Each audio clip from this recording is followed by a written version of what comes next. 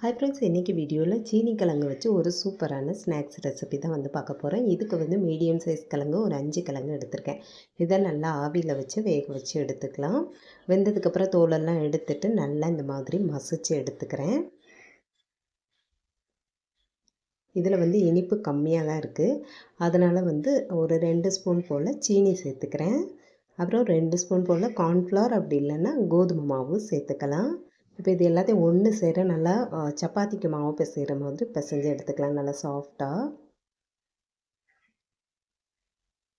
நான் சீனி சேர்த்துருக்கேன். அதுக்கு பதிலாக நாட்டு சக்கரை, அப்படி இல்லைன்னா வெல்லம் கூட சேர்த்துக்கலாம்.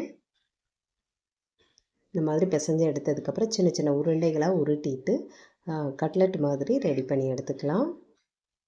இந்த மாதிரி எல்லாமே ரெடி பண்ணதுக்கப்புறம் தோசைக்குள்ளே கொஞ்சமாக நெய், அப்படி இல்லைன்னா எண்ணெய் சேர்த்துட்டு அந்த கட்லெட்டை வச்சு ஒரு சைடு ப்ரௌன் ஆனதுக்கப்புறம் திருப்பி போட்டு எடுத்துக்கலாம். இந்த மாதிரி ஃப்ரை பண்ணி எடுக்கும்போது நல்லா மொறுன்னு சூப்பரான ஈவினிங் ஸ்நாக்ஸ் ரெடி ஆயிரும்.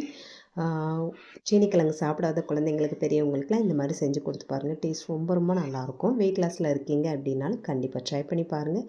வீடியோ பிடிச்சிருக்குன்னு நினைக்கிறேன். பிடிச்சிருந்தால் லைக் பண்ணுங்கள். மறக்காமல் நம்ம சேனலை சப்ஸ்கிரைப் பண்ணி சப்போர்ட் பண்ணுங்கள். Bye friends.